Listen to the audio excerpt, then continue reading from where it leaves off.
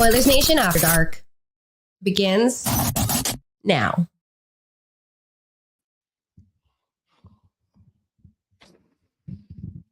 You ever been kicked in the nuts before? You ever been kicked in the nuts for what feels like a month straight? Well, I sure have, because that's how I feel doing this show after every single Oilers game. Hello, everybody, and welcome to Oilers Nation. After I lose all hope, we are live from a different version of the Sports Closet studio, where the first YouTube comment is, I don't even care. There's so many in here. I don't even know where to begin. I definitely can't begin from the top. It's a bad one, people. I said we were one step away from rock bottom. This is officially rock bottom. I don't even know what to say, and we're going to get into it, but I would like to start off the show with an apology. Myself and Tyler Yaremchuk, we give you all the hope and all the reason to believe in this hockey team before every game during pre-gaming. We give you all the need-to-know information. We give you all the stats, all the predictions, all the betting lines. And I sit here after every single game like an absolute clown, apologizing for the Oilers' effort and apologizing for my horrible takes. Well, today, it only felt appropriate to dress for the job like the clown that I absolutely am and feel like on here. Dress for the job you want, as they say. Because I feel like I'm walking around with absolute clown shoes on my feet, with my Oilers takes, with my Betway bets and my predictions, and my general feel of this team overall. I don't have a grasp on this squad whatsoever. Was this Jay Woodcroft's last game as an Oiler? Was this Ken Holland's last game peering down from above? I don't know. I'm broken. I don't have any answers. I'm okay with trade discussion about every single player on this team because we simply haven't been good enough and we have hit rock bottom. Get a good look, people, because does not get lower than 32nd in the NHL. I'd like to bring in my other clown, Tyler Yaremchuk, as he is here with me. Tyler. Yeah. How you doing? I am posting on Instagram. I am depressed. I am ready for 30 minutes of a lot of emotions, Aaron. Man, that is it sucks, man. I'm wearing this one. This is just like, I mean, I don't know where to start with this. Like it's bad, dude. And this straight up sucks. It feels like the beginning of the end here. I think this is in all likelihood going to be a really, really painful final 70 games here in Edmonton. And I think we're heading towards a summer that they're going to write books about one day. Yep, I sure think so. One positive in the chat. I see the Jason Gregor cul-de-sac thing, right? Isn't that Sure, a possibility? Yeah. I mean, I don't take a lot of joy out of watching Jason Gregor look a little silly. I would have preferred the Oilers win. I am very upset right now. Yep, this team, Tyler, it looks like, I don't want to say that they've given up, but as a lifelong Edmontonian, as an Oilers fan, I know what a shitty hockey team looks like, and this looks like a shitty hockey team right now. That's exactly what I'm seeing, Ty. Yeah, and your eyes are not deceiving you, AB. This is a team that is. I gotta take this off. This is just ridiculous. Yeah, you should. I love the bit though. It's a great bit. This is a team that's too much in their own heads. They come out of the gates. They have a couple of good shifts, and I don't know whether it's the stars in that locker room. I don't know what it is. But they get full of themselves and they think it's going to come easy and they think they're above working hard. And I don't think that's a trait that's fixable, man. I'm at that point now.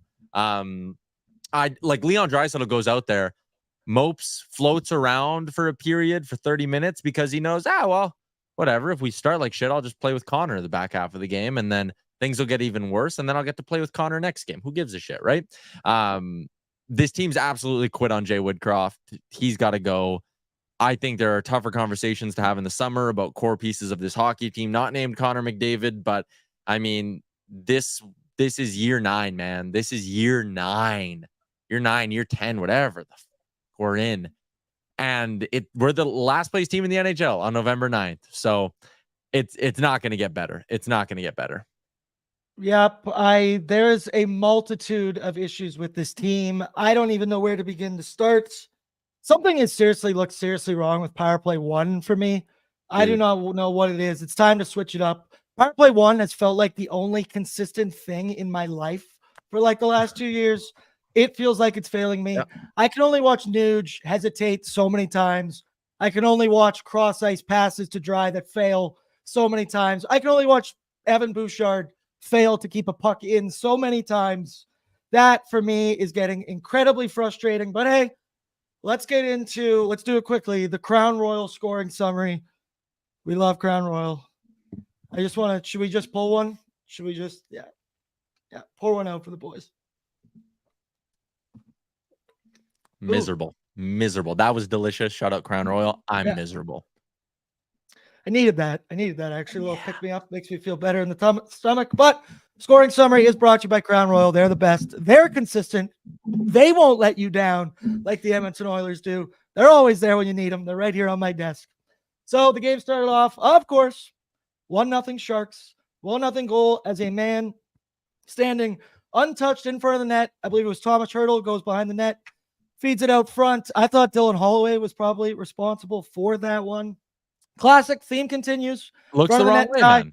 Yeah. Like, I mean, Dylan Holloway, there are 2 guys to cover. There is a guy in front of your crease, and there's a dude at the top of the circles. Why do you think the guy at the top of the circles is the one that needs covering? Furthermore, 2 defensemen standing on the goal line looking at the dude passing the puck. Come on. Yeah, it was, oh man, it was frustrating right there. And I thought that the Oilers had a good start in the first period. So it was a little dicey. Sharks had a couple chances. Stuart Skinner made some saves. The boys had 2 early power plays, needed to capitalize. Once again, I said those cross ice passes to Leon. Everyone and their dog knows when it's coming, and it feels like we don't have another play. They said, I'm feeling Nuge is just hesitating in everything he's doing. He's gripping the stick. Everybody is gripping the stick. It continued on. The Oilers, though, they were able to tie it 1-1. Great breakout from the second line there. Darnell Nurse steps up in the rush. Dry feeds him. Goes down 2-on-1, decides to keep it. Hey, rips one, top shelf. I love Darnell Nurse. He did have a horrible pinch later in the game. Second goal, hey, we got on the board. I had hope.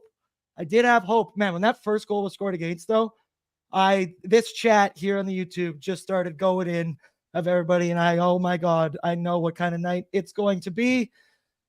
Then, of course, short-lived, the San Jose Sharks were able to get their second goal of the game in the third period from, I believe, Philip Zadina. Good breakout by the Sharks. Bad bounce, somehow, some way, ends up on the stick of Tomas Hertl. Once again, you can blame the bad bounce all you want, but there is a guy wide open in the high slot, untouched. I understand you didn't think the puck was going to go there. Also, why didn't you think the puck was going to go to the middle of the ice? Tyler, break that one down for me. Yeah, that's bad luck. I would Is love it though? Because he's still uncovered in front of the net. Yeah, like, you're right. You're right. It's a bounce. Yeah, it's a lot of puck watching, and that really is part of the issue here with the Oilers. Is they love just staring at the play and okay, let's watch the puck. When can I start breaking up ice? And that was another example of it. So, yeah, man, that's another bad one. I will also I'm going to go through probably 40 emotions on this stream because I go back and I rewatch that goal as we're sitting here. Why can't the Oilers get a bounce off the shin pads right to a guy wide open back door? Like, why couldn't we get that in the final 2 minutes of the hockey game? You know, it's just, oh my God. Last year, and I know I'm totally disrupting what you're doing on the show, but last year, Connor McDavid would score at will. Every game, he was good for 1 or 2. Either he scores it himself or he's the lone setup man. That dude looks average right now. I mean, and this is, I know it's not on Connor. I'm not sitting here and going to put all the blame on 97. But they've lost 2, 3 1-goal games now where 97 hasn't done anything and 29 hasn't done anything. And it's the identity of this team has always been that their stars will kill you. And their stars are pedestrian. Their stars are sitting idly by and watching the team get murdered. I don't get it. Connor McDavid is not the best player on this team right now. In fact, I don't even know who is the best player on this team. It's a who's Goddamn who Warren of crap. Fogle. Maybe, like, I don't know, maybe he has the most effort. Once again, guy's so snake bitten. This entire team is so incredibly snake bitten. There was a point in that second period, man, they couldn't complete a pass. They couldn't get a breakout going. There was a power play. I can't remember if it was the second or the third. They were breaking out of their end, and Bouchard iced the puck, and I lost it. I think I hit my limit for the amount of, oh my, and just curse words screaming. I'm trying to hold it in together for the show. I apologize if I do curse. I'm seeing it in the chat here from everybody. We have a shit ton in here right now, Tyler. If you guys like the video, maybe that will force some kind of move, a Jay Woodcroft move, a Ken Holland move, a move of any kind. I don't care what it is. Continuing, with the Crown Royal scoring ceremony. Let's get this over. 3-1 Sharks. Darnell pinches on the left side of the boards.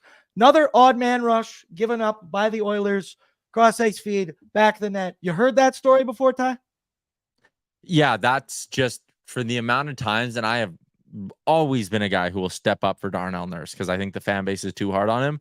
Over the last 2-3 games, how many times have we seen Darnell Nurse throw a back foot wrister right at the goalie's chest after 60 seconds of straight pressure? And you go, man, why would you throw that puck on net there when a rim around the boards, holding on to it for half a second would have extended the onslaught, kept the other team tired and on the ice? And that's the play where Darnell Nurse decides, well, I shouldn't throw this on net, even though there's traffic. I shouldn't just rim this around, even though there's a lane. I should try to make an extra move with no one behind me. What are you thinking? Again, a guy right here who fights for Darnell Nurse a lot. That's that two of was us. Dumb as shit. I can't even put that in an articulate sentence, Aaron. It was just dumb as shit. It's poetic, Tyler. You took the words right out of my mouth. What are we doing? I see people in here asking me if they can swear. You can let it rip tonight. I keep saying that for every After Dark because somehow this keeps getting worse. Let it rip in the chat. I'll read it out loud. Hey, we'll go there. Flames Nation is in the chat right now. They're having a great time. Be careful, boys. We dusted you in the Heritage Classic. Dude, there's so many problems. We'll get into the good, bad, and oily in just a moment. I wanted to just... I need a stress ball. I need my clown nose back. I need to squeeze it. I thought Louis DeBrusque had a good point in the very beginning of the game. He said that the players are so focused on their own game and getting out of their own rut that they're not playing a team game. That stood out to me a little bit because I don't have any other explanation to why they can't complete passes 3 feet in front of them. Tyler, do you subscribe to Louis' theory there, maybe? Oh, man. I don't like when it comes to stuff like that, or even just like blaming it on like, oh, like their confidence is a little shot right now or something like that. That feels like a cop-out because, I mean, you watch this team in the second period, Aaron. They got outworked by the worst team in the NHL. I mean, granted, they're now the worst team in the NHL, which is pretty messed up. But they got outworked. So you can sit there and be like, oh, they're gripping the stick too tight. They're overthinking their passes. They're trying too hard to finish off. Okay, sure, I guess. But that doesn't make up for the lack of effort from some really high-paid hockey players on this hockey team. How can Warren Fogle and Dylan Holloway be the only two guys in the top 9 who take a single hard stride in the second period? So sure, you want to sit there and be like, well, it's tough to be a professional and it's tough to go out there when things aren't going your way and it's hard to get momentum. The other team gets paid too, yada, yada, yada, yada, yada. I don't care. You can grip the stick hard and still find a way to muster up something against the San Jose Sharks or go hit someone. Leon Draisaitl, the only time that dude shows emotion is late in a blowout game when he decides he's kind of sick of skating around half-assed and he wants to go chop someone in the back of the leg and sit for 2. Like, or losing his shit on a referee.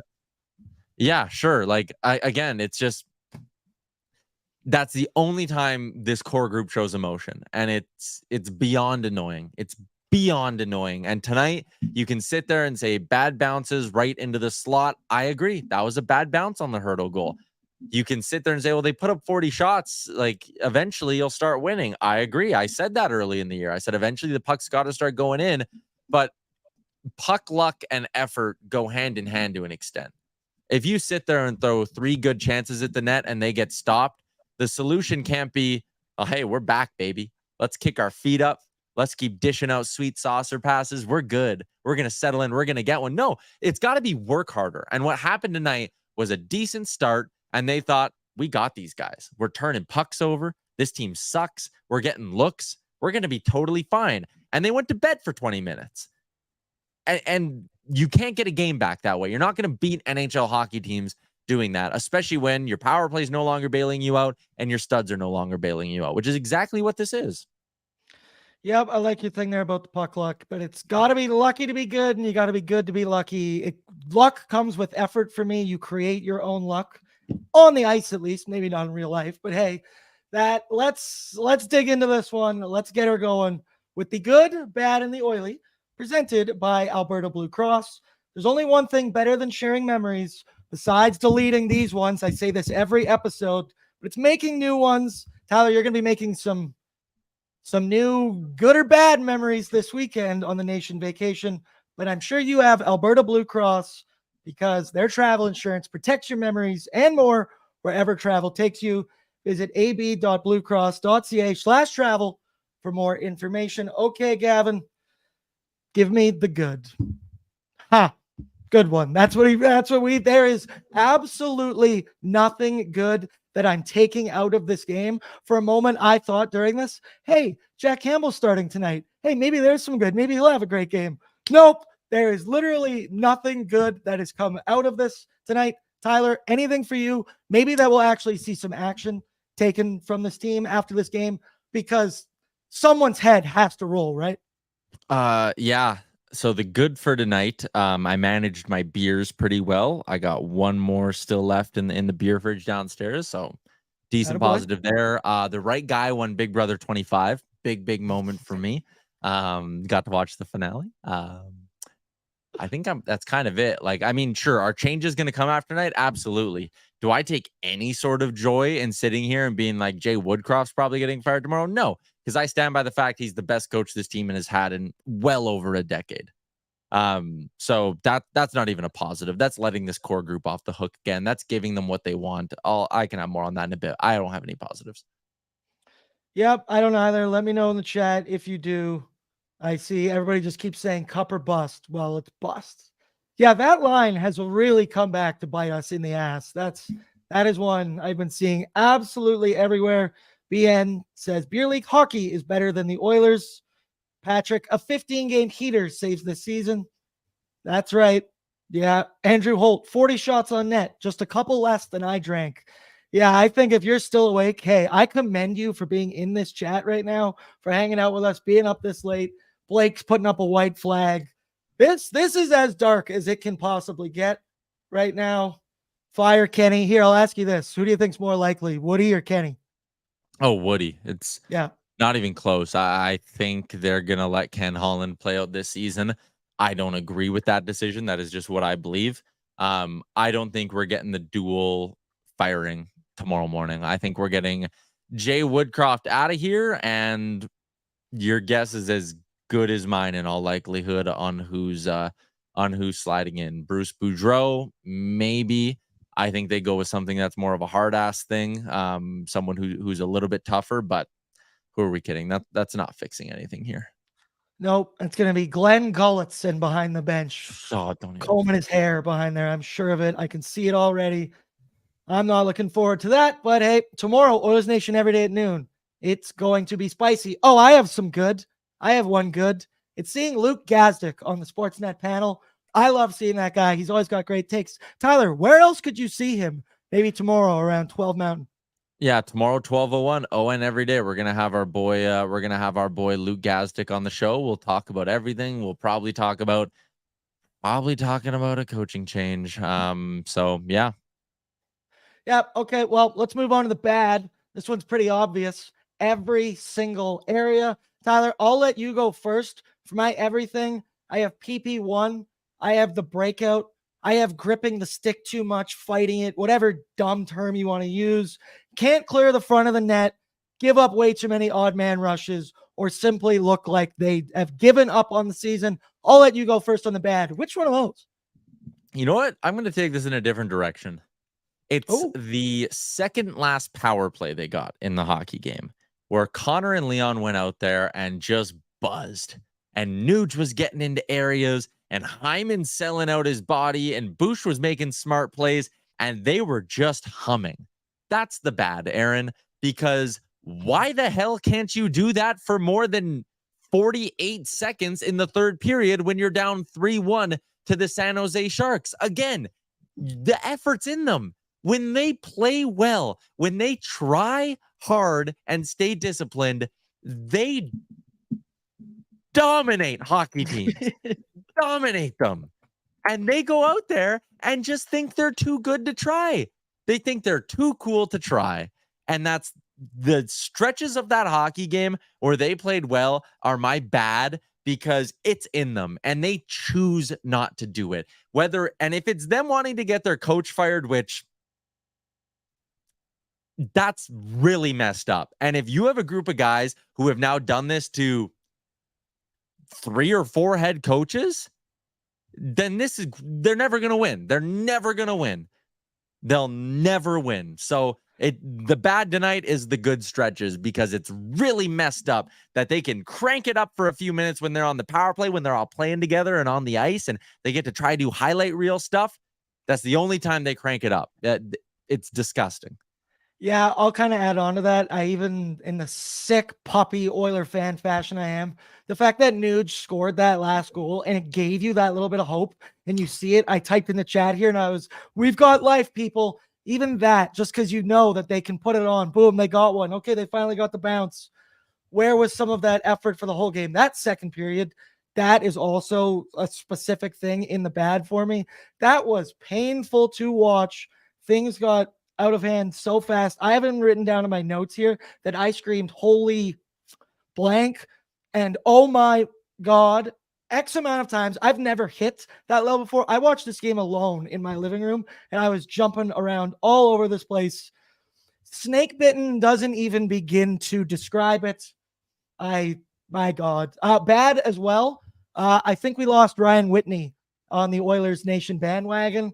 He made it very public that if the Oilers lost this game tonight, he would be done with the Oilers. I'm not a fan of that, because once an Oiler, always an Oiler, and Whit Dog preaches that. There it is on your screen. The day has come. If Edmonton loses tonight, that's it for me in Oilers Nation. I don't want this to end, but nothing lasts forever. I guess we've lost to Whit Dog. That's going to be tough for Edmonton Oilers fans everywhere. Ty, did we lose you yet? It's just, here's the thing, is like, a 10-game win. I know, man. We're playing the hits. They need to win 10 in a row to even like start to think about being a team that's can make a run for the playoffs. 10 in a row at some point this year is what you'll have to win now to get this thing back on track. So how can you ever get excited about one game? How can you get excited about one win? How can you sit there? Like, I'm going to watch it in Seattle on Saturday. I'll be in the building. And if they win, go to bed. And if they beat the Islanders on Monday night, go to bed. And if they beat the Kraken again, I'll go, well, 3 in a row, sure, but you lost to the freaking Sharks. I'll go to bed. And we'll keep hosting the show every day and going through the motions. And until they win 10 in a row, this team's not worth getting excited about. And I will tell you right now, this group, their mental makeup, what they've shown through 12 games, they're not winning 10 in a row. Yep, this team has quit on the nation. But Tyler, you and I will not quit. I will be in this desk. I will do this show all season long because it's a dirty job, but someone's got to do it. They never said it'd be easy, Tyler, but we're going to rally. We're going to keep going, or we're going to keep talking each other off the ledge for this entire season. Okay, take a look at the Oily, Gavin. Whip it up for me here. What's next? Where do you go from here? I am sure the Oilers are going to be the talk of every sports talk show. I said before today, if we lose this game, I'm going to have to listen to the Eastern media talk about how Connor McDavid gets to the Toronto Maple Leafs. That hurts my soul. I know I'm going to do a Leafs Morning Take tomorrow. They're going to bring that up. Probably watching this show right now. Get out of the chat, boys. You don't deserve to be in here. But, Tyler, where do you go next from this? It's Jay. It's Ken. Is it a trade? You tell me. I like no one's helping you out with a trade, right? Like, whatever GM you've maybe been calling the last couple of days, if you're Ken Holland, no GM's picking up tomorrow and saying, "I'll give you a good deal, Kenny. You deserve it." No, they're gonna say, "Ooh, whatever price I was asking a week ago, you can chalk another prospect or a pick onto that thing. I'm not making it easy for you, Ken." So like, is a trade happening tomorrow? In all likelihood, no. Like, let's be real. Is a coaching change happen tomorrow? We're gonna do our show 1201 Mountain. I would be stunned if we don't have a new head coach or at least an announcement that Jay Woodcroft is done by tomorrow. Will we get a GM change? Probably not. I think we should. I think Jack Campbell and a handful of other unforced errors by Ken Holland should be enough for him to lose the ability to go out on his own terms. Again, Hall of Fame GM, great years. I think he did a lot of good stuff here in Edmonton, but the errors are so bad that you don't get to run out your contract. You can, like I said earlier this week, you can put the swipe card on the desk and you can get out of here too. But I think tomorrow we see Jay Woodcroft fired, and it's probably another couple weeks of really bad shit before Ken Holland also gets shown the door. I think it's going to get worse before it gets better. That might not seem physically possible, but I think it could. I see Liam is in here. He's saying fire Ken and that he doesn't deserve to fire Jay. I also subscribe to that. If you're going to fire one, I feel like you're firing both. Just clean house right here. Try and turn that page right there. Maybe trap lightning in a bottle if you do something like that. Once again, it's like you talk about the accountability. Like, I've read people being like, well, if you fire the coach, it'll show the players that they need to be accountable. I'm like, well, didn't Jack Campbell show that? Also, they're professional athletes. I think they are accountable. They know they need to play better. If they could, I'm sure they would. But maybe it's not that simple. I don't know. To move along, we're going to get into the DoorDash hot and cold performers of the game. DoorDash, Tyler, say ding dong. Ding dong. You're so broken. So am I. I'm trying to put on a brave face right now. Trying to power through. DoorDash, for a limited time only, our listeners can now get 25% off and 0 delivery fees on their first order of $15 or more when you download the DoorDash app and enter the code, all capitals, Nation25. Hot performer of the game. There was hot garbage out there on the ice, but my hot performer is going to be every single person in this chat right now. I'm seeing there's over 1,000 in here right now. You guys are the real MVPs. You are the armchair GMs. You're the armchair coaches. We all need to get in there and play NHL 24. Try and make some trades, see what we can do. Send our emails over to Ken. Tyler, just beat yourself over the head with that. Who's your hot performer of the game, if you have any? You got to get creative here. I'll go virtual golf. I think I'll probably spend a lot more time virtual golfing over the next 6 months, really trying to get myself in shape for the upcoming season. I think that's about it. Need to find something that'll bring me joy, because work won't. The Oilers won't. I'll largely be a miserable shell of a human for the next number of months. So, man, it's wild how many people are watching this show right now. Like one of our most viewed live events ever, when you consider how many people are also watching on Facebook and Twitter. And I was chatting with my girlfriend when the Oilers were down 3-1, and she was like, oh, like at least the show gets a lot of viewers. And it's like, yeah, but I'm miserable. Won't anyone think of me? I don't like talking. I don't like 1,300 people or 1,400 people, whatever we're at, tuning in to be like, oh, we're also all pissed off with Yaremchuk. Like, this isn't fun. The regular season was supposed to be boring. Oh my God. Tyler, this job of mine was supposed to be fun. I said I signed up for this. We made up a verbal meme of me looking back, trying to stop myself, going, don't do it. Yeah. Don't do it, Aaron. You don't want to commit to this for the year. Because, oh my God, has this not gone the way that I envisioned, the way anyone envisioned? It's going to be a long season. We do have the best job in the world. Don't get me wrong. We really do. Yep. But they're testing our limits right now. My cold performer of the game, it's obvious. It's Jay Woodcroft. Sayonara, buddy. I know maybe people are still out there. If you are a Jay Woodcroft supporter, I understand. I get it. He has the best record that I've seen for an Oilers coach in so long. We seem like we do this. We turn him over every couple of years. I don't want to do this. I like Jay. I like the visual of him leaning on the bench. I like everything about him. He seems like a sweetheart, but he's got to go at this point. Nothing he's made of moves has worked out. He went to the line blender again. I've seen a lot of people in here complaining about that. I felt like his arm was maybe a little twisted. Ryan McLeod was not cutting it on the first line for me. So he puts the big dogs together. You can blame that. You can blame everything. You can blame players. It's gone on enough. Silver linings, moral victories. I need action. Jay, see you later, buddy. Cold performer, Tyler? Cold performer of the night. Oof.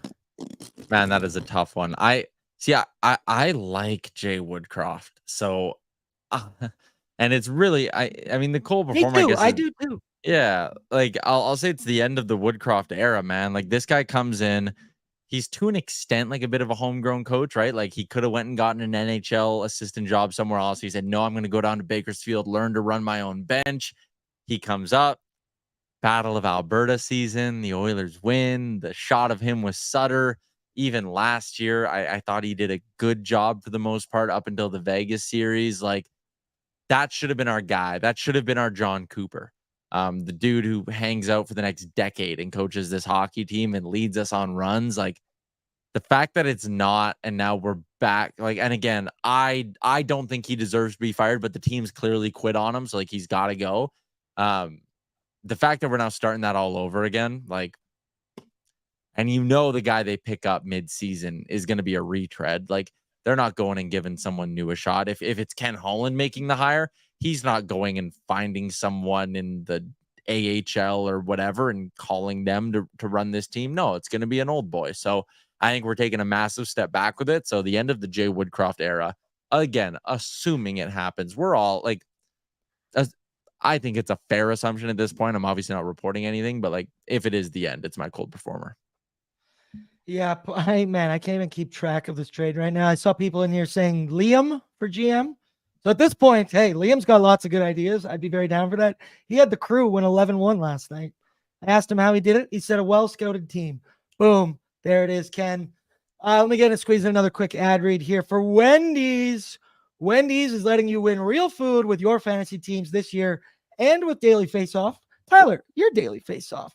For those of you who smoke the competition, Wendy's is rewarding you with weekly prizes that have you savoring the sweet taste of victory. But if your fantasy team doesn't win, you can still enjoy a new Wendy's barbecue bacon cheeseburger delivered straight to your door. Maybe use DoorDash. Hey, we love DoorDash. I keep saying it after so many games, DoorDash, some Wendy's and Crown Royal. If you haven't done that yet, holy shit, do that now. This is the night to do that. Wendy's is the best. We love Wendy's. Ty, I want to talk to you about Stuart Skinner. Your thoughts on his play tonight? I didn't necessarily think he was god-awful by any means. What do I see here? 15 saves on 18 shots. All right, I take back what I just said. I mean, the eye test, that's the next option in net. Thank you, Gavin. That's the only thing that I think is going to make sense right now. Ty, what'd you think of Stu? I actually thought he was good. I'm actually going to take like the opposite stance that I have after a lot of games. And it's like, okay, the shot clock actually wasn't that indicative of how they played because like out of those 18, Aaron, like I can think of 3 or 4 right off the bat. There were great A's that Stu stepped up and stopped for him. He didn't face a lot of chances around the edges. He didn't face a lot of weak wristers from the blue line. I think there was a few, but not a lot. He got beat on a guy left alone in front, one-timing a puck to the far side, not his fault. A one-timer on a 2-on-1, not his fault. So like this is actually the first game where I sit there and go, the Oilers outshot the other team pretty bad, but goaltending wasn't the issue. Yep, I agree with that. I think a fair amount of people in here do. Tyler as well. I didn't see the end score. What was the Bakersfield Abbotsford Canucks game? How did that end? Do you know? It ended with Jack Campbell giving up a absolutely freaking insane number of goals to an American League team, including one that was so Did you weak, see the man. one? Yeah, you saw the one. Oh my God. So yeah, he ended up giving up 4 goals on the game, 4 goals on 20 shots. So Jack Campbell, in case you were wondering, he's absolutely not back. Yeah, wow. Those preseason numbers seem like a mile away. Once again, Mackenzie Blackwood look pretty good. looked pretty good out there tonight. I thought I saw so many people in the chat saying, I'll trade Leon Draisaitl for him straight up in the intermission. See if that could happen. Obviously, that was not possible. A lot of people in here giving Liam some love, so that is always good. You know, Tyler, I also brought up before that people said Dylan Holloway reminds them of Nail Yakupov. The more I watch, the more I'm starting to just kind of, it's the chased by bees mentality. It's the thing. I always see Dylan Holloway. He shows effort on the forecheck. He's always buzzing. He's always skating. I get scared several moments a game that he goes so hard into the boards. I feel like he's going to snap his leg or something in there. What do you think of Dylan Holloway with Leon Draisaitl tonight and Warren Fogle? I thought 55 and 37 were dragging 29 into it for most of those shifts. I know Jason Strudwick had that tweet as well, and I read it and I was like, man, Struddy, that shit is bang on, man. Yeah, that's disappointing as a whole.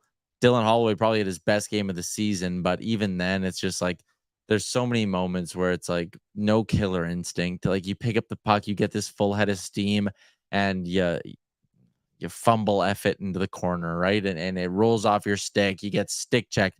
You can't get the shot through the lane. A guy blocks it. And it's just those little things that like not there for him. It's not there for him yet. He skates hard. There. He pushes the pace the right way, but like can't score. So he's not an NHLer.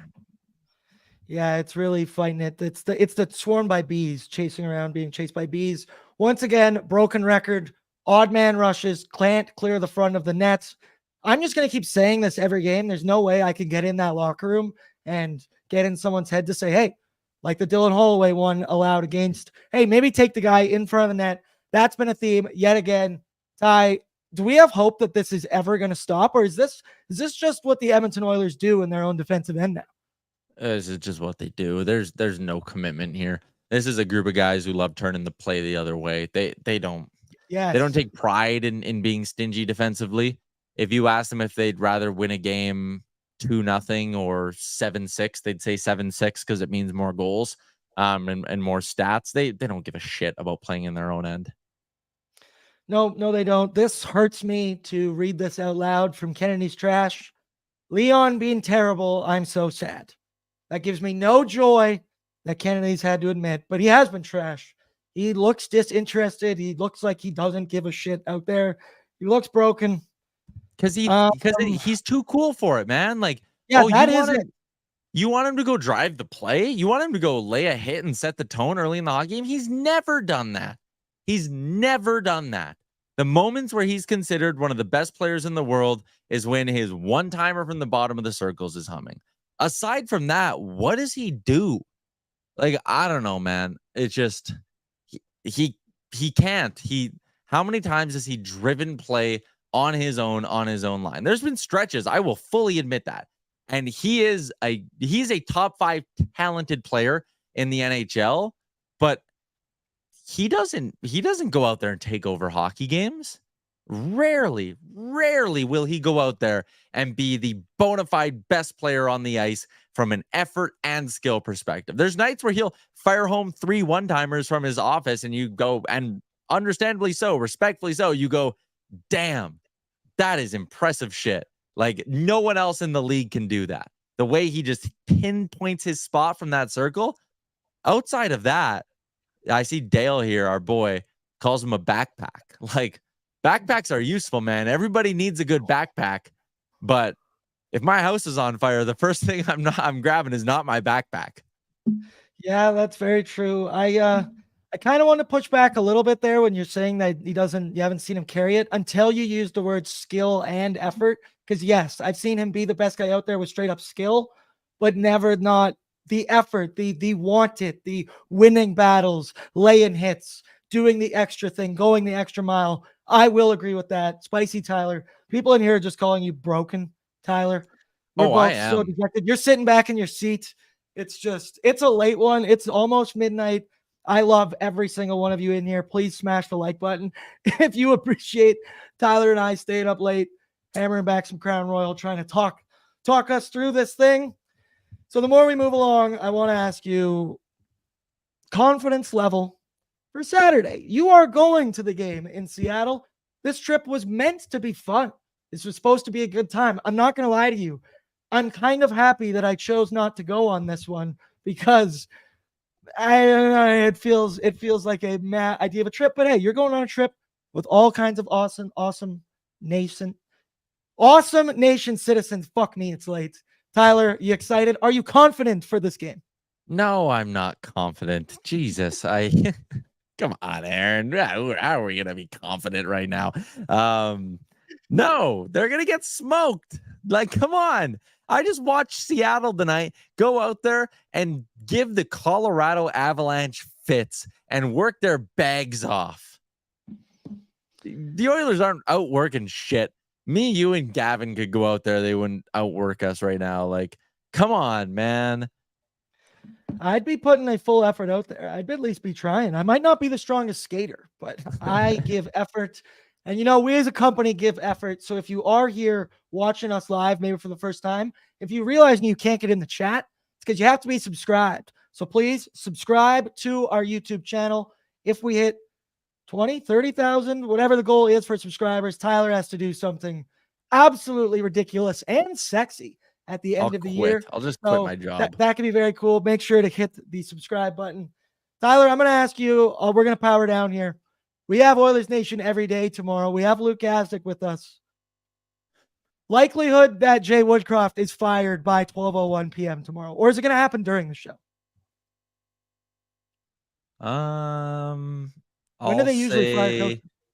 I'll say 85% chance he's scrapped by noon tomorrow. Okay. I was going to say 75. Yeah, like it's up there. Like, is it a lock? No, because they're still on the road. Like, if this was the final game of the road trip, I would be like 98. Maybe they give him one more strike at it here, and it's like, hey, save yourself against Seattle, and you better win 10 in a row, or else you're hooped. But yeah, it's probably the end here. And I see my boy Josh asks in the chat, how do you lose a room after 12 games? I think this is this has been brewing for longer than we care to admit. I think this is a little bit of inmates running the asylum. I think this has been percolating for maybe longer than we cared to recognize, and that's myself included, man. I just don't even know. Yeah, I really couldn't imagine this in my worst nightmares. Positive from Katie here. Maybe Woodcroft can join you guys at Oilers Nation since he'll be looking for a job soon. Hey, we're always looking to upgrade the team. Maybe he could break down some footage, tell us what we're doing wrong. Won't tell us how to fix it, but he'll know what's going wrong. Tyler, last question. Stuart Skinner or Pickard on Saturday? Probably Stu. I think he played good enough tonight to probably earn another start. Yeah, I think I probably go with Stu, man.